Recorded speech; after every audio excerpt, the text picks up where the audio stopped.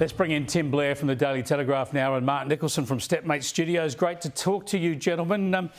I get the whiff of an election in the air in Queensland. Quite extraordinary. Stephen Miles now with an election in October. He's doubling their power rebate, Mark, $1,000 for everyone. But, I mean, don't worry about power prices going up because the government's paying for them for you. Yeah, you're dead on, Chris. Spot on, mate. There is definitely an election around the corner, and even to their admission as well, mate. It's not looking good for them. So let's splash some cash. It's very irresponsible. This one. It's a bizarre push for renewables that's caused this energy price increase, and it's going to be paid for with coal royalties. The irony is completely lost on them.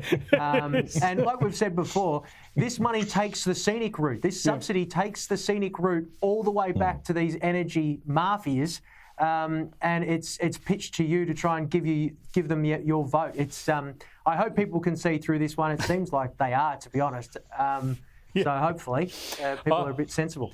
I love the imagination involved in this, Tim. The idea, what can we do to win votes? Oh, I know. Throw some cash around. Give people some money. Maybe they'll love us then.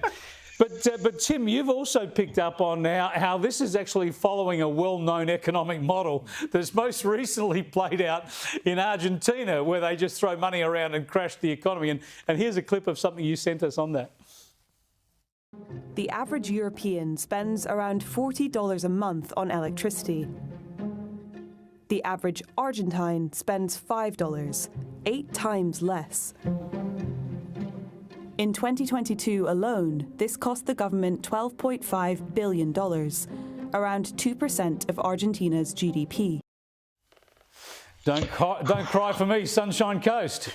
You know, when you're following an Argentinian economic model, it's probably not the best idea economically. It all tends to come back at you pretty heavily, and that's why they've finally elected someone who's actually going to, I think one of the first manoeuvres the new President Milei did was to get rid of 70,000 public servants, which just quietly, if Queensland's Labor government wants to return, they could replicate that. That might be a good start, instead of incredibly ruinous and stupid subsidies that mean, in the end, everyone spends more and the state is the worse off for it.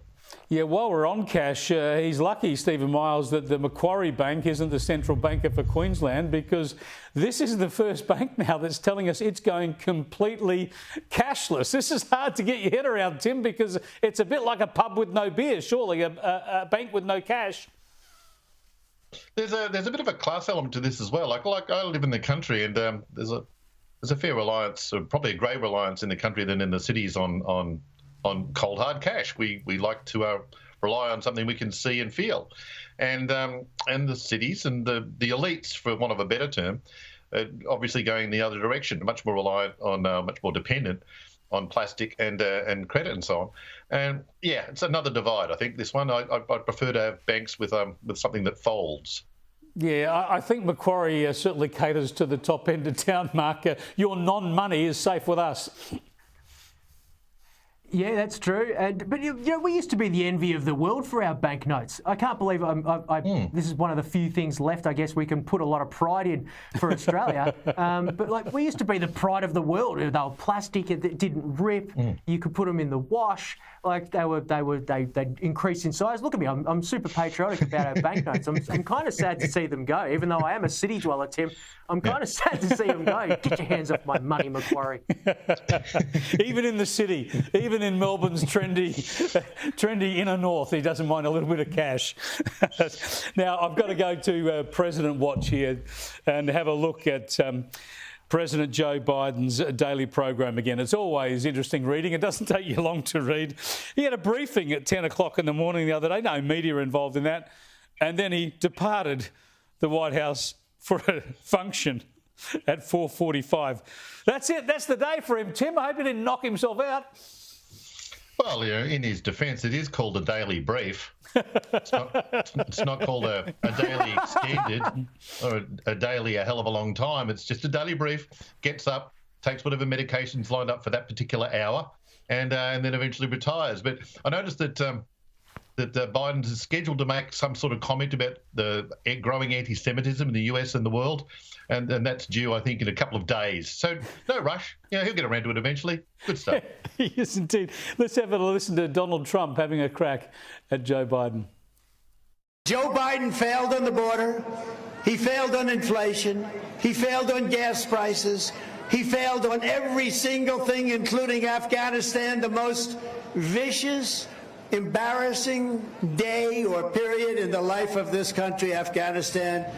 Remember that disaster? The most embarrassing day. He failed on every single thing he touches turns to.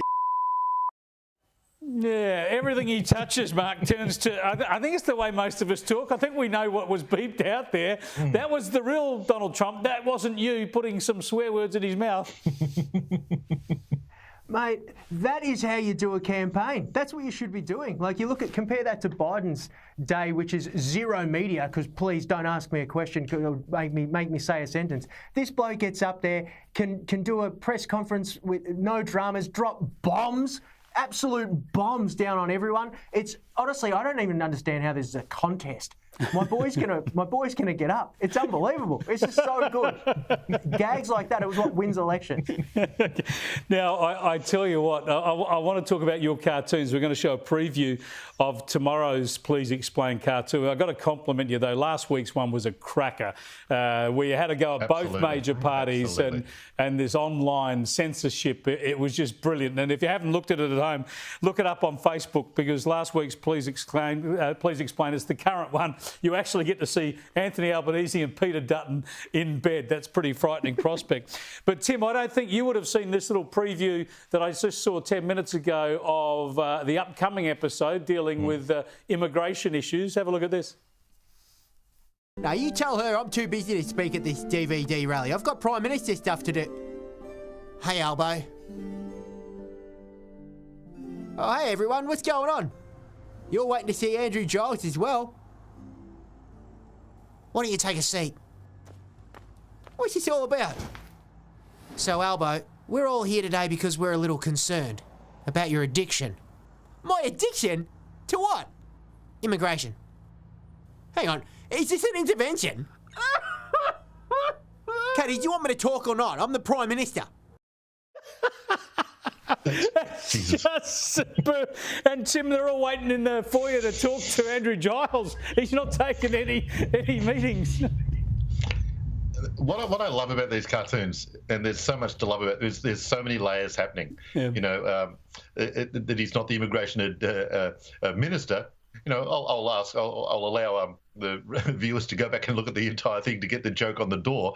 There's all manner of gags happening every time. It's so intense. It's not to put too high a bar here, but you're around about Golden Age Simpsons at the moment. Mark, it's going very well.